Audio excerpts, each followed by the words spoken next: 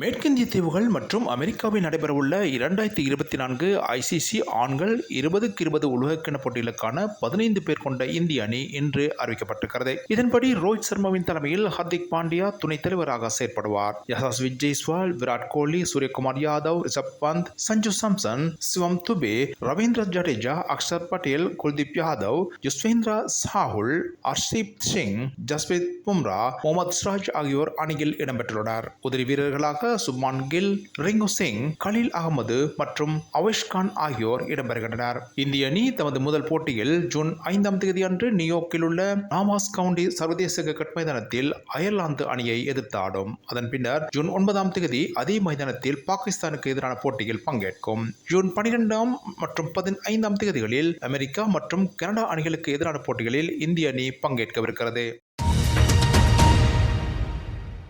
காலிஸ்தானிய தீவிரவாதியான குர்பத்வந்த் சிங் பன்னூனை அமெரிக்காவில் வைத்து கொலை செய்வதற்காக ரோ அமைப்பின் தலைவர் செயற்பட்டதாக கூறப்படும் குற்றச்சாட்டை இந்தியா மறுத்திருக்கிறது. அத்துடன் அமெரிக்க நாளிதழ் ஒன்று சுமத்திருக்கும் குற்றச்சாட்டையும் இந்தியா நிராகரித்திருக்கிறது. ஏற்கனவே பன்னூனை கொலை செய்வதற்காக ஒரு தொகை பணம் கொடுக்கப்பட்டதாக கூறி இந்தியர் ஒருவர் மீது குற்றம் சுமத்தப்பட்டிருக்கிறது. இந்த நிலையிலேயே ரோ அமைப்பின் தலைவரான ஒருவர் இந்த கொலை குற்றச்சாட்டின் பின்னணியிலிருந்து செயற்பட்டிருக்கிறார் என வாஷிங்டன் போஸ்ட் நேற்று செய்தி வெளியிட்டிருந்தது. இதனையே தற்போது இந்தியா மறுத்திருக்கிறது.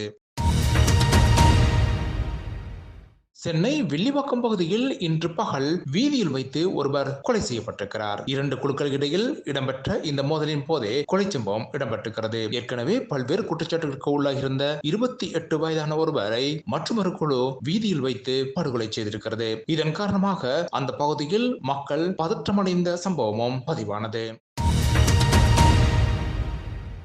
இங்கிலாந்தின் கிழக்கு லண்டனில் இன்று வாழ்வெட்டு சம்பவம் ஒன்று இடம்பெற்றிருக்கிறது. இதன் போது 5 பேர் காயமடைந்துள்ளதாக தகவல்கள் வெளியாகின்றன. 30 வயது மதிக்கத்தக்க ஒருவர் கூறிய வாளால் மக்கள் மீது தாக்குதல் நடத்தியதாக தெரிவிக்கப்படுகிறது. இதன் போது 2 காவல்துறையினரும் காயமடைந்ததாக தெரிவிக்கப்படுகிறது. எனினும் காயமடைந்தவர்களின் நிலைமை இன்னும் உறுதிப்படுத்தப்படவில்லை. இந்த நிலையில் இந்த தாக்குதல் தீவிரவாத சம்பவத்துடன் தொடர்புடையதாக இருக்காது என்று காவல்துறையினர் நம்பிக்கை வெளியிட்டுள்ளனர்.